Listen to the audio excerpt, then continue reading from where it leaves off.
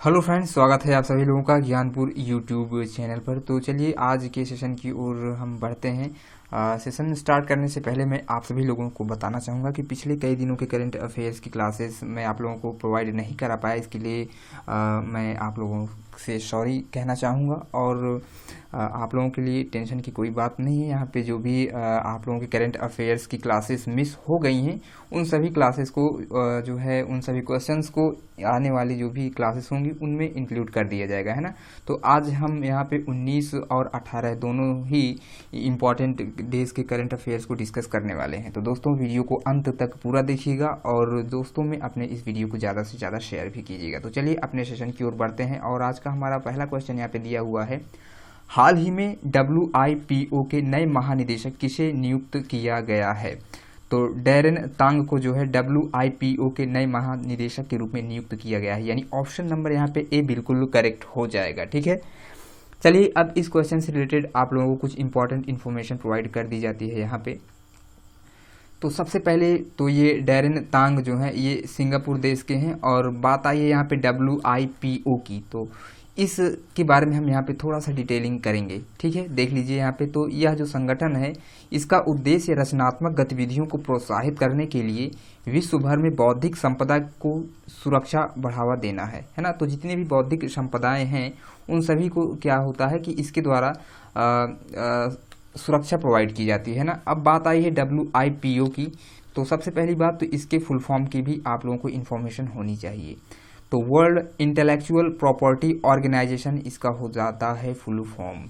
फिर से देख लीजिए, World Intellectual Property Organization WIPO का फुल फॉर्म होता है, जिसे हिंदी में क्या कहते हैं तो विश्व बौद्धिक संपदा संगठन कहते हैं। बात करेंगे स्थापना की, तो 14 जुलाई 1967 में इसकी स्थापना की गई थी। तो 14 जुलाई 1967 में जो है WIPO की स्थापना की गई थी। तो आई होप कि जितने भी इंपॉर्टेंट इस क्वेश्चन से स्टैटिक फैक्ट्स क्वेश्चंस बन सकते थे डिस्कस कर दिया गया है। चलिए अब बढ़ते हैं हम आगे।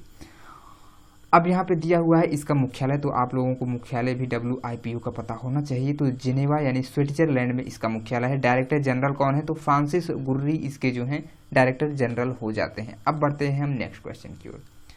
नेक्स्ट क्वेश्चन हमारा यहाँ पे दिया हुआ है, हाल ही में अम्फान ने देश के कुछ राज्यों को प्रभावित किया है। यह अम्फान क्या है? तो अम्फान जो आया हुआ है अभी हाल ही में, यह एक चक्रवात है, यानी ऑप्शन नंबर ए बिल्कुल करेक्ट हो जाएगा। तो हाल ही में अम्फान ने देश के कुछ राज्यों को प्रभावित किया है और ये जो अम्फान है यह एक तरह का चक्रवाती तूफान है। ठीक है, चलिए अब इस क्वेश्चन से कुछ इंपॉर्टेंट फैक्ट्स को देख लेते हैं।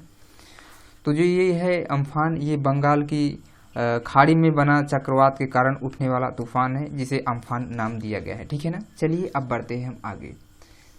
नेक्स्ट क्वेश्चन हमारा यहाँ पे दिया हुआ है, किस राज्य की पुलिस ने कोरोना योद्धा के लिए thermal corona combat head gear launch किया है? तो दिल्ली जो है सरकार के द्वारा कॉम्बैट हेड गियर यानी thermal corona combat head gear को लॉन्च कर दिया गया है, यानी ऑप्शन नंबर यहाँ पे डी बिल्कुल करेक्ट हो जाएगा। चलिए देख लेते हैं अब इस क्वेश्चन से रिलेटेड कुछ इंपॉर्टेंट फैक्ट्स के बारे में। तो यह जो ये बनाया गया है यह एक तरह का उपकरण है और इस उपकरण का उद्देश्य क्या है? तो इसका उद्देश्य हो जाता है कोविड-19 जो महामारी फैली हुई है, इस महामारी से जो है जो फ्रंटलाइन जो कोरोना है, कोरोना योद्धाओं को सुरक्षित और सोशल डिस्टेंसिंग के पालन करने में यह जो उपकरण है मदद करेगा। ठीक है ना, तो इसकी सहायता से जो है अब इसके लिए जैसे भी डॉक्टर हो गए, पुलिस हो गए, इन सभी में भी इन्फेक्शन काफ़ी फैल रहा था। तो इन सभी चीज़ों को ध्यान में देते हुए इसका निर्माण किया गया है। इससे जो है इसके यूज से इसकी कोरोना का जो प्रसार है काफ़ी नियंत्रित यानी कंट्रोल किया जा सकेगा। चलिए अब बढ़ते हैं हम नेक्स्ट क्वेश्चन की ओर।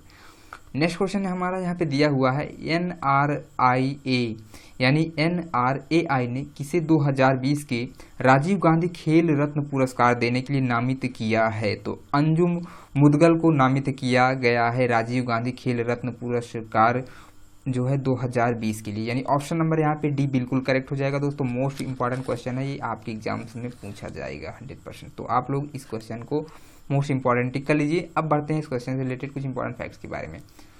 तो बात आई है NARI। तो सबसे पहली बात तो इसके फुल फॉर्म की जो है आप लोगों को जानकारी होनी चाहिए।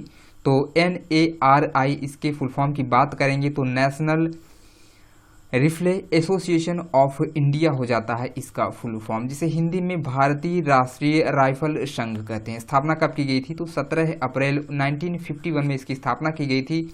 और जो अंजुमा ये मुदगिल हैं ये राइफल निशानेबाज हैं। तो इस क्वेश्चन से रिलेटेड जितने भी इंपॉर्टेंट फैक्ट्स बन सकते थे आप लोगों के सामने यहाँ पे डिस्कस कर दिया गया है। अब बढ़ते हैं हम नेक्स्ट क्वेश्चन की ओर। नेक्स्ट क्वेश्चन हमारा यहाँ पे दिया हुआ है, भारत सरकार और एशियन इंफ्रास्ट्रक्चर इन्वेस्टमेंट बैंक यानी AIIB ने किस राज्य में सिंचाई सेवाओं के सुधार के लिए MOU पर हस्ताक्षर किए हैं? तो पश्चिम बंगाल के द्वारा MOU पर हस्ताक्षर किए गए हैं, यानी ऑप्शन नंबर यहाँ पे डी बिल्कुल करेक्ट हो जाएगा। तो एशिया जो है इंफ्रास्ट्रक्चर इन्वेस्टमेंट बैंक है, ये अब पश्चिम बंगाल में जितनी भी सिंचाई की सुविधाएं होती हैं उन सिंचाई सुविधाओं में सुधार करने के लिए MOU पर हस्ताक्षर इसने किया है। ठीक है ना। अब बात आई है इस क्वेश्चन की, तो इस क्वेश्चन से रिलेटेड कुछ इंपॉर्टेंट फैक्ट्स भी बन सकते हैं आपके एग्जाम्स में, जो एडिशनल फैक्ट्स बन सकते हैं, यहाँ पे देख लीजिए। तो जो यह परियोजना है इसका मुख्य उद्देश्य पश्चिम बंगाल में दामोदर घाटी कमान के क्षेत्र जो हैं यानी DVCA जो है में सिंचाई सेवाओं और बाढ़ प्रबंधन में सुधार करना है। ठीक है ना। तो यहाँ पे दामोदर घाटी जो नदी है यानी जो दामोदर नदी है इसका काफ़ी प्रकोप रहता है, तो इस चीज़ को ध्यान में रखते हुए इस नदी का उपयोग अब किया जाएगा, किसानों को इसके जल को उपलब्ध कराया जाएगा। अब बात आई है यहाँ पे AIIB की, तो AIIB के फुल फॉर्म को हम यहाँ पे डिस्कस कर लेते हैं। तो एशियन इंफ्रास्ट्रक्चर इन्वेस्टमेंट बैंक हो जाता है इसका फुल फॉर्म। बात करेंगे स्थापना की, तो 16 जनवरी 2016 में इसकी स्थापना की गई थी और मुख्यालय कहाँ पे है? तो बीजिंग में इसका मुख्यालय हो जाता है। तो बीजिंग यानी चीन। ठीक है। अध्यक्ष की बात करेंगे तो जिन लुकिन इसके अध्यक्ष हो जाते हैं। तो जिन लुकिन इसके क्या हो जाते हैं? AIIB के अध्यक्ष हो जाते हैं। आई होप की चीज़ें यहाँ पे क्लियर हुई होंगी। चलिए बढ़ते हैं हम नेक्स्ट क्वेश्चन की ओर। नेक्स्ट क्वेश्चन से बढ़ने से पहले हम यहाँ पे वेस्ट बंगाल यानी पश्चिम बंगाल की बात आई है, तो हम यहाँ पे इस स्टेट के बारे में थोड़ा सा कुछ इंपॉर्टेंट फैक्ट्स देखते चलेंगे। तो राजधानी यहाँ की कोलकाता है और मुख्यमंत्री जो है ममता बनर्जी हैं। किस पार्टी से हैं ममता बनर्जी? जो ये हो जाती हैं तृणमूल कांग्रेस पार्टी से। ठीक है। गवर्नर की अगर बात करेंगे तो जगदीप धनखड़ यहाँ के गवर्नर हो जाते हैं। बात करेंगे पश्चिम बंगाल उच्च न्यायालय के जो मुख्य न्यायाधीश हैं तो ये हो जाते हैं TBN राधाकृष्णन। ठीक है ना। पश्चिम बंगाल के जो 5 पड़ोसी राज्य हैं उसमें आपके कौन कौन से आते हैं? तो असम हो गया, सिक्किम, बिहार, झारखंड और ओडिशा इसके 5 पड़ोसी राज्य हो जाते हैं। ठीक है। इतनी चीज़ें क्लियर हुई होंगी। चलिए देखते हैं कुछ और भी इंपॉर्टेंट फैक्ट्स को यहाँ पे। तो जो पश्चिम बंगाल है यह 3 पड़ोसी देशों से भी घिरा हुआ है, यानी कि इसके जो है जो पश्चिम बंगाल है यह 3 पड़ोसी देशों के साथ अपनी सीमा साझा करता है। अच्छा, ऐसा कौन सा राज्य है अपने इंडिया का जो कि तीनों ओर से बाहरी देशों से घिरा हुआ है? तो आप लोग कमेंट में इसके आंसर को हमें कमेंट में बताएंगे। अब देख लेते हैं 3 पड़ोसी देश कौन कौन से हैं जो वेस्ट बंगाल से लगते हैं। तो बांग्लादेश हो गया, नेपाल और भूटान, ये ऐसे 3 देश हैं जिनकी सीमा साझा होती है वेस्ट बंगाल के साथ। बात कर लेते हैं यहाँ पे सीटें कितनी हैं लोकसभा की। तो 42 सीटें यहाँ पे लोकसभा के लिए हैं और राज्यसभा की अगर हम बात करें तो 16 सीटें यहाँ पे राज्यसभा के लिए हो जाती हैं। विधानसभा की सीटों की बात करेंगे तो 295 सीटें यहाँ पे विधानसभा के लिए हैं। दुनिया का सबसे बड़ा डेल्टा जो है वह सुंदरवन डेल्टा है जो गंगा और ब्रह्मपुत्र नदी बनाती हैं। ठीक है, यानी गंगा और ब्रह्मपुत्र ये दोनों नदियाँ मिल करके सुंदरवन जो कि विश्व का सबसे बड़ा डेल्टा है, एग्जाम्स में बनता है यहाँ से क्वेश्चन। तो आप लोगों को सुंदरवन का डेल्टा पता होना चाहिए, कहाँ पे है इसकी लोकेशन और किन नदियों के मिलने से बनता है। तो गंगा और ब्रह्मपुत्र और कहाँ पर है? तो ये आपके वेस्ट बंगाल में पड़ता है। ठीक है ना। इतनी चीज़ें क्लियर हुई होंगी। चलिए अब बढ़ते हैं नेक्स्ट पॉइंट की ओर। तो पश्चिम बंगाल में गंगा की जो सहायक नदी है वह दामोदर नदी है जो बंगाल का शोक भी कही जाती है। ठीक है ना। चलिए कुछ और भी पॉइंट्स यहाँ पे बनते हैं आप लोगों के एग्जाम्स के लिए, तो इसे भी देख लीजिए। तो कोलकाता जो है वह हुगली नदी के किनारे बसा हुआ है। कौन सी? तो हुगली नदी के किनारे। मोस्ट इंपॉर्टेंट ये फैक्ट्स बनता है। नेक्स्ट पॉइंट है यहाँ पे कर्क रेखा जो है यह भारत के पश्चिम बंगाल राज्य से होकर के गुजरती है। अच्छा, ये पश्चिम बंगाल के राज्यों से जो है पश्चिम बंगाल से होकर के गुजरती है। तो ऐसे और भी कितने राज्य हैं जहाँ से कर्क रेखा गुजरती है? तो कुल मिलाकर के भारत के 8 ऐसे राज्य हैं जहाँ से यह कर्क रेखा होकर के गुजरती है। अब बात आती है ये ऐसे 8 राज्य हैं कौन कौन से? तो यहाँ पे आप लोगों के सामने डिस्कस कर लिया जाता है कि वे 8 राज्य कौन कौन से हैं। तो गुजरात हो गया, राजस्थान, मध्य प्रदेश, छत्तीसगढ़, झारखंड, पश्चिम बंगाल, त्रिपुरा और मिजोरम। ये आपके 8 राज्य हो जाते हैं जहां से यह कर्क रेखा होकर के गुजरती है। ठीक है, चलिए अब बढ़ते हैं हम आगे। और हमारा यहाँ पे नेक्स्ट क्वेश्चन बनता है, हाल ही में अंतर्राष्ट्रीय प्रकाश दिवस यानी इंटरनेशनल डे ऑफ लाइट कब मनाया गया है? तो 16 मई को हमने मनाया है अंतर्राष्ट्रीय प्रकाश दिवस यानी इंटरनेशनल डे ऑफ लाइट। ठीक है ना। अब इस क्वेश्चन से रिलेटेड हम कुछ इंपॉर्टेंट फैक्ट्स के बारे में देखने वाले हैं, तो चलिए देख लेते हैं। तो जो यह दिवस मनाया जाता है, इस दिवस के मनाए जाने का जो मुख्य उद्देश्य है वह विज्ञान, कला, संस्कृति, शिक्षा, चिकित्सा, संचार और सतत विकास के लिए प्रकाश के महत्व को प्रतिपादित करना है और उसे बढ़ावा देना है। ठीक है ना।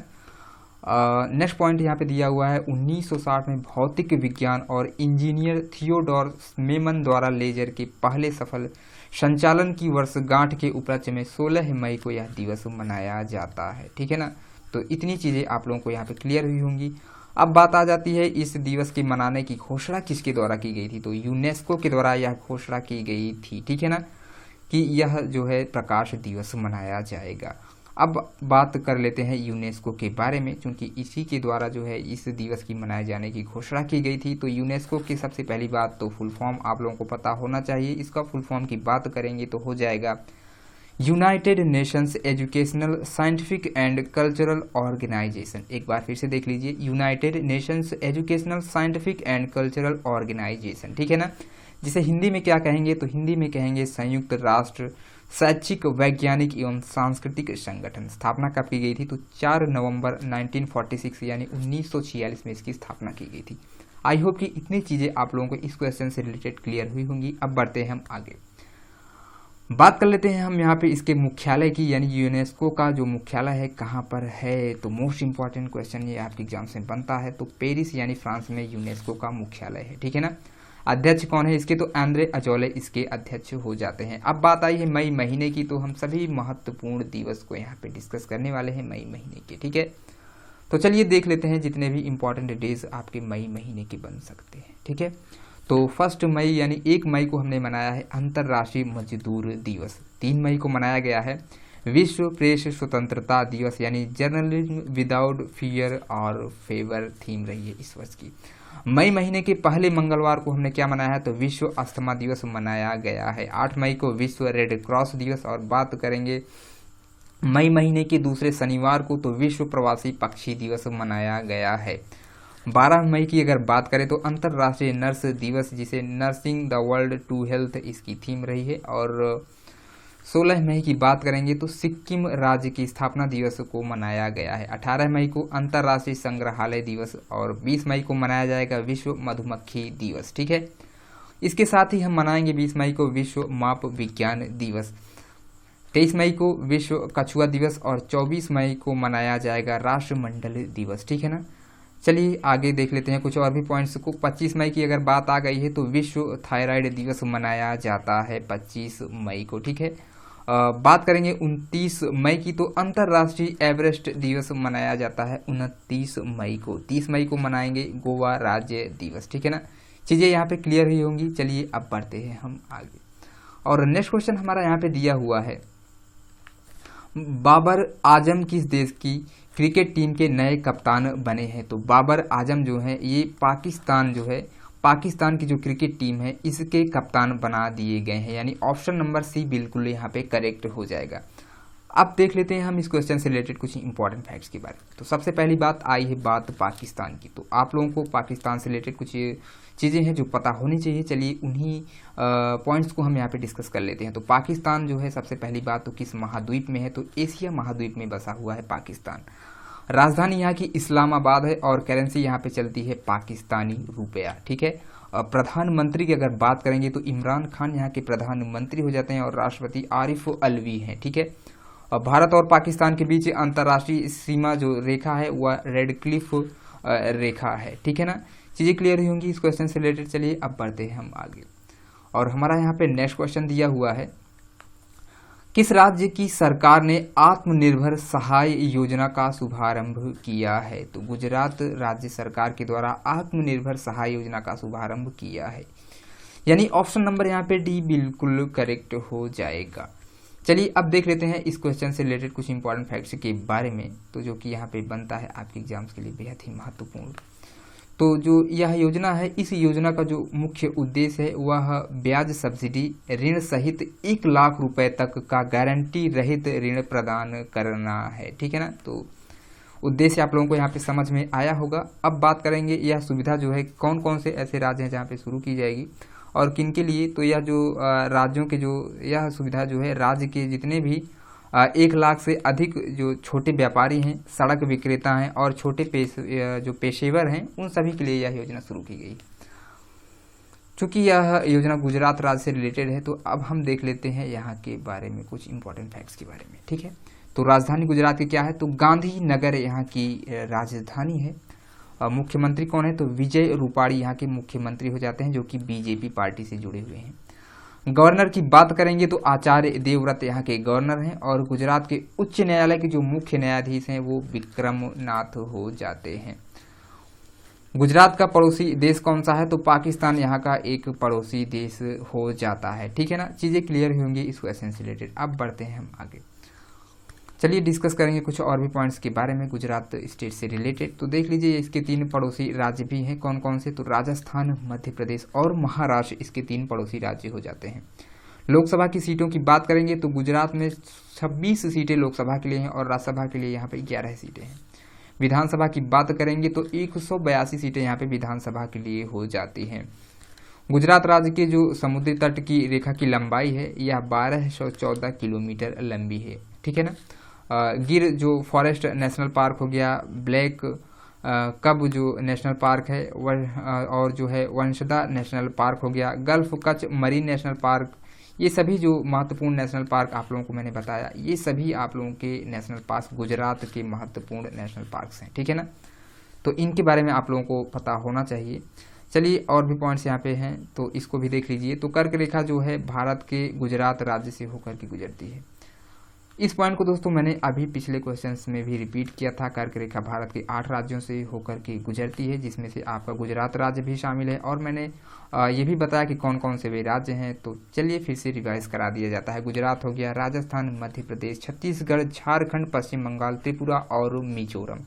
तो यही ऐसे 8 राज्य हो जाते हैं जहाँ से यह कर्क रेखा गुजरती है। दोस्तों ये पॉइंट जो है ये बहुत ही इंपॉर्टेंट है, कई बार एग्जाम्स में बना है, तो आप लोग इसे अच्छे से याद कर लीजिए। बढ़ते हैं हम नेक्स्ट क्वेश्चन की ओर। नेक्स्ट क्वेश्चन हमारा यहाँ पे दिया हुआ है, आदिवासी युवाओं को कुशल बनाने के लिए गोल कार्यक्रम का शुभारंभ किसने किया है, तो अर्जुन मुंडा के द्वारा जो है गोल कार्यक्रम का शुभारंभ किया गया है, यानी ऑप्शन नंबर यहाँ पे डी बिल्कुल करेक्ट हो जाएगा। चलिए देख लेते हैं अब इस क्वेश्चन से रिलेटेड कुछ इंपॉर्टेंट फैक्ट्स के बारे में। तो जो यह गोल कार्यक्रम है इसका उद्देश्य डिजिटल मोड के माध्यम से आदिवासी युवाओं को सलाह प्रदान करना है और उनकी छिपी प्रतिभाओं की खोज करने के लिए एक उत्प्रेरक के रूप में कार्य करना है। ठीक है ना, तो आदिवासी लोग जो होते हैं उनमें जो टैलेंट भरा हुआ है उस टैलेंट को बाहर लाने के लिए जो है यह कार्यक्रम गोल शुरू किया गया है। ठीक है, अब ये बात आई है अर्जुन मुंडा की, तो ये हमारे देश के केंद्रीय जनजातीय मंत्री हो जाते हैं। ठीक है ना, अच्छा यहाँ पे गोल आया हुआ है यह शब्द, तो सबसे पहली बात तो ये जो गोल है इसके फुल फॉर्म की भी आप लोगों को जानकारी होनी चाहिए। ये प्ले जो खेलने वाला गोल होता है इससे रिलेटेड नहीं है, नहीं तो आप लोग समझ लें कि ये खेलने वाला गोल है। ठीक है ना, वो नहीं है। तो यहाँ पे कुछ और इसका फुल फॉर्म हो जाता है, तो गोइंग ऑनलाइन एज लीडर्स। ठीक है ना, इसका फुल फॉर्म हो जाता है। ठीक है, चलिए अब बढ़ते हैं हम नेक्स्ट क्वेश्चन की ओर। नेक्स्ट क्वेश्चन हमारा यहाँ पे दिया हुआ है, अमेरिकी सशस्त्र सेना दिवस यानी यूएस आर्म्ड फोर्सेस डे कब मनाया गया है, तो 16 मई को मनाया गया है अमेरिकी सशस्त्र सेना दिवस। ठीक है, बात आई है अब यहाँ से इस क्वेश्चन से रिलेटेड कुछ इंपॉर्टेंट फैक्ट्स की, तो देख लेते हैं जानकारियों को। तो जो यह दिवस अमेरिकी सशस्त्र बल है, यह दिवस जो है सेना में जो सेवा करने वाले पुरुषों और महिलाओं को सम्मान के रूप में उनके जो सम्मान उनका किया जा सके, इसलिए यह मनाया जाता है। तो कहने का मतलब ये है कि जो भी यहाँ के अमेरिकी सशस्त्र बल में सेवा करने वाले पुरुष और महिला कर्मी होते हैं उन सभी के सम्मान में यह दिवस मनाया जाता है। अमेरिकी जो सशस्त्र सेना दिवस है यह हर वर्ष मई महीने के तीसरे शनिवार को मनाया जाता है। ध्यान दीजिएगा दोस्तों, तीसरे शनिवार को मनाया जाता है। तो तीसरा शनिवार जो कब पड़ा है तो 16 मई को पड़ा है इस बार का, ठीक है। अब बात आई है अमेरिका की, तो डिस्कस कर लेते हैं अमेरिका से रिलेटेड कुछ इंपॉर्टेंट फैक्ट्स के बारे में, ठीक है। तो अमेरिका जो है यह उत्तरी अमेरिका महाद्वीप में स्थित है, और बात करेंगे इसकी फुल फॉर्म की तो कह सकते हैं यूनाइटेड स्टेट्स ऑफ अमेरिका इसका फुल फॉर्म होगा। संयुक्त राज्य अमेरिका हिंदी में कहेंगे, और राजधानी क्या है तो वॉशिंगटन डीसी यहाँ की राजधानी हो जाती है। डीसी यानी डीसी का फुल फॉर्म दोस्तों अगर पूछ लेगा एग्जाम्स में तो आप लोगों को टिक करके आना है डिस्ट्रिक्ट ऑफ कोलंबिया, ठीक है। करेंसी यहाँ की हो जाती है अमेरिकी डॉलर, और राष्ट्रपति हो जाते हैं डोनाल्ड ट्रंप। चीज़ें क्लियर हुई होंगी यहाँ पे। चलिए अब बढ़ते हैं हम आगे, और भी कुछ इंपॉर्टेंट फैक्ट्स यहाँ पे देख लीजिए। अमेरिका की जो स्पेस एजेंसी है काफ़ी फेमस स्पेस एजेंसी, इसके बारे में आप लोगों को मालूम ही होगा, लेकिन फिर से देख लीजिए तो नासा हो जाती है यहाँ की स्पेस एजेंसी, ठीक है। इसका मुख्यालय कहाँ पे है तो वॉशिंगटन डीसी में ही इसका मुख्यालय भी है, ठीक है।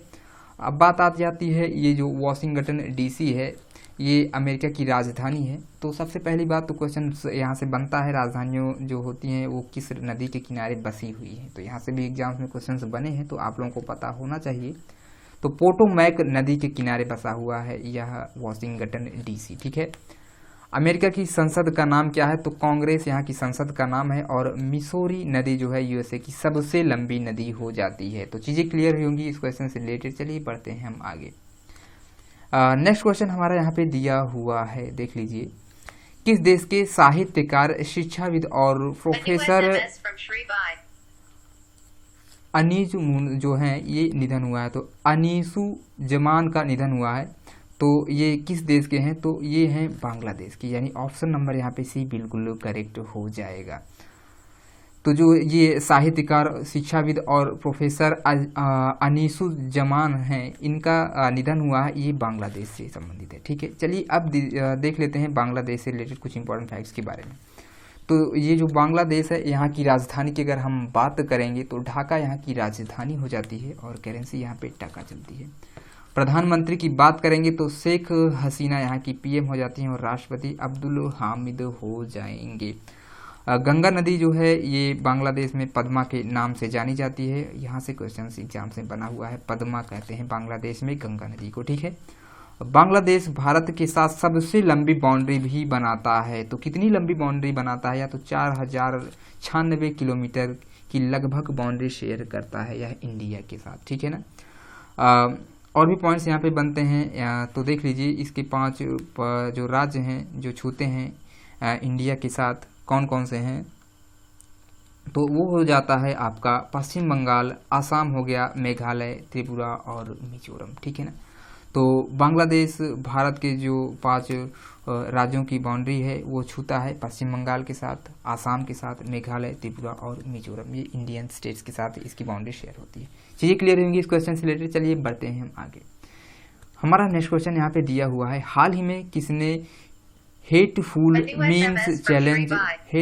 मीम्स चैलेंज नामक ऑनलाइन प्रतियोगिता शुरू की है। तो फेसबुक के द्वारा जो है हेटफुल मीम्स चैलेंज की यह जो प्रतियोगिता है इसे शुरू किया गया है, यानी ऑप्शन नंबर यहाँ पे ए बिल्कुल करेक्ट हो जाएगा।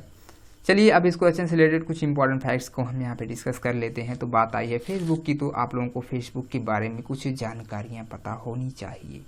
तो स्थापना की बात करेंगे तो 2004 में इसकी स्थापना की गई थी, और मुख्यालय कहाँ पे है तो कैलिफोर्निया यानी यूएसए में इसका मुख्यालय है।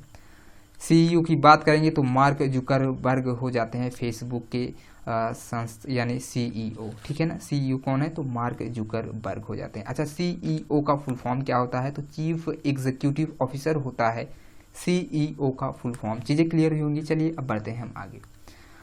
नेक्स्ट क्वेश्चन हमारा यहाँ पे दिया हुआ है, हाल ही में किस राज्य द्वारा राजीव गांधी किसान न्याय योजना लॉन्च की गई है। तो छत्तीसगढ़ राज्य सरकार के द्वारा जो है यह योजना जो है शुरू की गई है ना। तो ऑप्शन नंबर यहाँ पे बी बिल्कुल करेक्ट हो जाएगा। चलिए देख लेते हैं अब हम छत्तीसगढ़ राज्य से रिलेटेड कुछ इंपॉर्टेंट फैक्ट्स के बारे में। तो स्थापना की अगर बात करेंगे तो 1 नवंबर 2000 यानी 26वां राज्य यह बना था 1 नवंबर 2000 को, यह उत्तर है ना। तो यहाँ पे ऑप्शन नंबर यहाँ पे बिल्कुल जो दिया हुआ है बिल्कुल करेक्ट है, यानी 26वां राज्य आपका ये हो जाएगा छत्तीसगढ़। ठीक है। राजधानी यहाँ की अटल नगर यानी नया रायपुर है और मुख्यमंत्री यहाँ के भूपेश बघेल जो कि कांग्रेस से हैं। गवर्नर कौन है तो अनुसुईया उइके हो जाएंगी और छत्तीसगढ़ उच्च न्यायालय के जो मुख्य न्यायाधीश हैं वो हो जाएंगे PR रामचंद्र मेनन। ठीक है। नेक्स्ट पॉइंट है छत्तीसगढ़ जो राज्य है इसके 7 पड़ोसी राज्य हैं, कौन कौन से हैं तो मध्य प्रदेश, उत्तर प्रदेश, झारखंड, ओडिशा, महाराष्ट्र, तेलंगाना और आंध्र प्रदेश। ठीक है ना।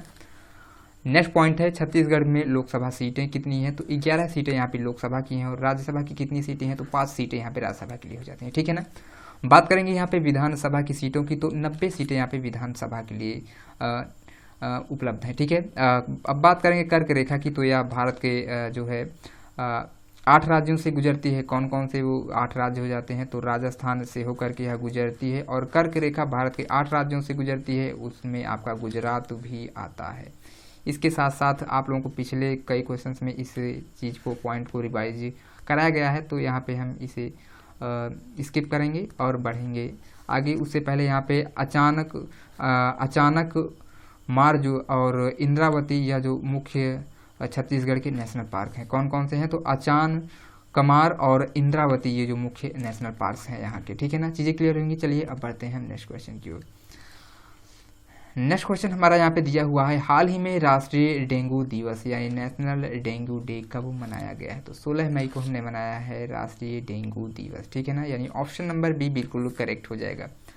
कुछ इंपॉर्टेंट फैक्ट्स को हम यहाँ पे डिस्कस कर लेते हैं तो इस दिवस का जो उद्देश्य है वह डेंगू के प्रति लोगों को जागरूक करना है और स्वास्थ्य और परिवार कल्याण मंत्रालय द्वारा हर साल यह 16 मई को मनाया जाता है। ठीक है।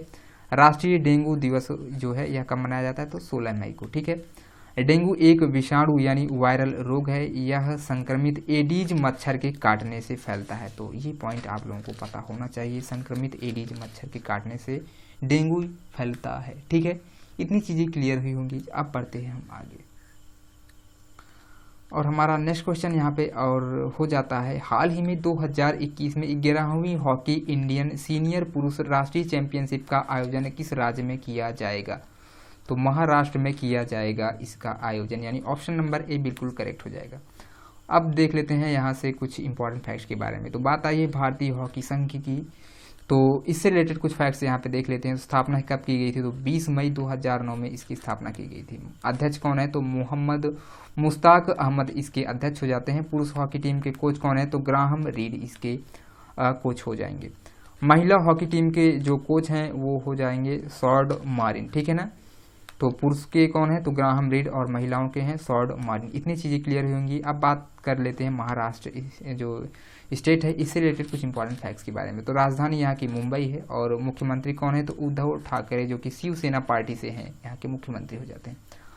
गवर्नर की बात करेंगे तो भगत सिंह कोश्यारी यहाँ के गवर्नर हो जाएंगे। इतनी चीज़ें क्लियर हुई होंगी। चलिए बढ़ते हैं हम आगे।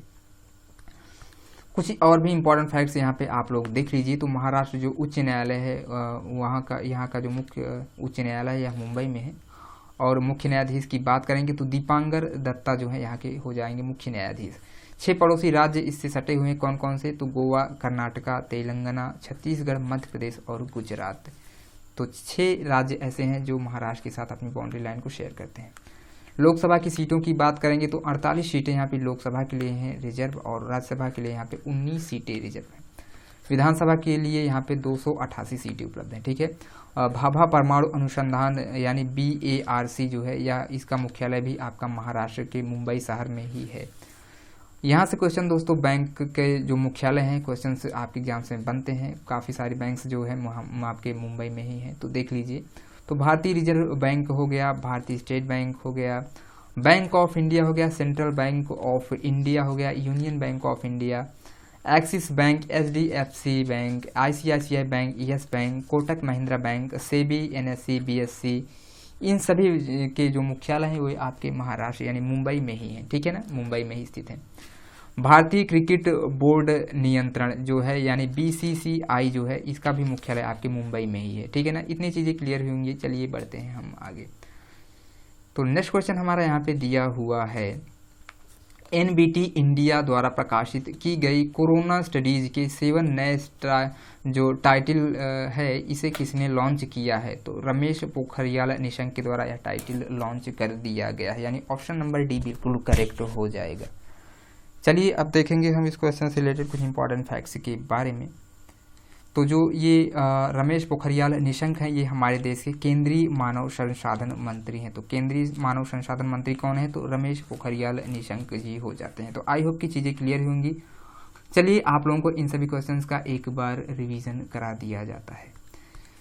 तो आइए देखते हैं हम इन सभी क्वेश्चंस को एक बार फिर से। तो हाल ही में WIPO के नए महानिदेशक किसे नियुक्त किया गया है? तो डैरेन तांग को नियुक्त किया गया है। नेक्स्ट क्वेश्चन है, हाल ही में अम्फान ने देश के कुछ राज्यों को प्रभावित किया है, यह अम्फान क्या है? तो चक्रवाती तूफान हो जाता है। नेक्स्ट क्वेश्चन है, किस राज्य की पुलिस ने कोरोना योद्धाओं के लिए thermal corona combat head gear launch किया है? तो दिल्ली राज्य सरकार के द्वारा हेड गियर को लॉन्च कर दिया गया है। नेक्स्ट क्वेश्चन था हमारा, NRAI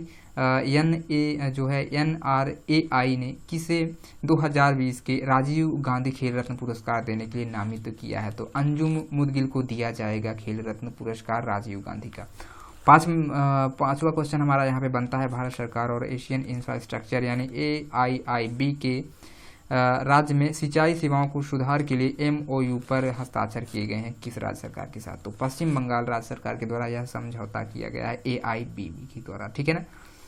नेक्स्ट क्वेश्चन हमारा यहाँ पे बनता है, हाल ही में अंतर्राष्ट्रीय प्रकाश दिवस यानी इंटरनेशनल डे ऑफ लाइट कब मनाया गया है?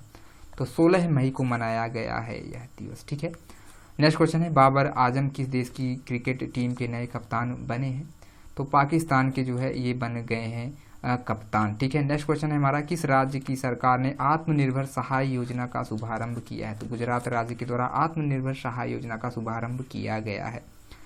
चलिए नेक्स्ट क्वेश्चन देख लेते हैं। तो आदिवासी युवाओं को कुशल बनाने के लिए गोल कार्यक्रम का शुभारंभ किसने किया है? तो अर्जुन मुंडा के द्वारा यह शुरू किया गया। नेक्स्ट क्वेश्चन है हमारा, अमेरिकी सशस्त्र सेना दिवस यानी US आर्म्ड फोर्स डे कब मनाया गया? तो 16 मई को मनाया गया है इस बार का, ठीक है ना। नेक्स्ट क्वेश्चन है हमारा, किस देश के साहित्यकार, शिक्षाविद और प्रोफेसर अनीसुज्जमान का निधन हुआ है? तो अनीसुज्जमान का जो है ये बांग्लादेश के हैं, इनका निधन हो गया है। चलिए अब बढ़ते हैं हम आगे। नेक्स्ट क्वेश्चन हमारा यहाँ पे दिया हुआ है, हाल ही में किसने हेटफुल मीम्स चैलेंज नामक ऑनलाइन प्रतियोगिता की शुरुआत की है? तो फेसबुक के द्वारा यह शुरुआत की गई है। नेक्स्ट क्वेश्चन है हमारा, हाल ही में किस राज्य द्वारा राजीव गांधी किसान न्याय योजना लॉन्च की गई है? तो छत्तीसगढ़ राज्य के द्वारा यह योजना शुरू की गई है। नेक्स्ट क्वेश्चन है हमारा, हाल ही में राष्ट्रीय डेंगू दिवस कब मनाया गया है? तो 16 मई को मनाया गया है यह दिवस। नेक्स्ट क्वेश्चन है हमारा, हाल ही में 2021 में 11वीं हॉकी इंडिया सीनियर पुरुष राष्ट्रीय चैंपियनशिप का आयोजन किस राज्य में किया जाएगा? तो महाराष्ट्र में किया जाएगा। आज का हमारा लास्ट रिवीजन का क्वेश्चन होने वाला है, NBT इंडिया द्वारा प्रकाशित की गई कोरोना स्टडीज के 7 नए टाइटल किसने लॉन्च किया है? तो रमेश पोखरियाल निशंक के द्वारा यह लॉन्च किया गया है। तो आई होप कि दोस्तों ये जो वीडियो है आप लोगों को पसंद आया होगा और चीज़ें आप लोगों को समझ में आई होंगी। चलिए फिर अब अगर आप लोगों को वीडियो पसंद आया हो तो लास्ट में इस वीडियो को लाइक कर दीजिएगा और जाते जाते अपने दोस्तों में इस वीडियो को ज़्यादा से ज़्यादा शेयर भी कीजिएगा। तो चलिए फिर मिलते हैं नेक्स्ट वीडियो में, तब तक के लिए जय हिंद जय भारत।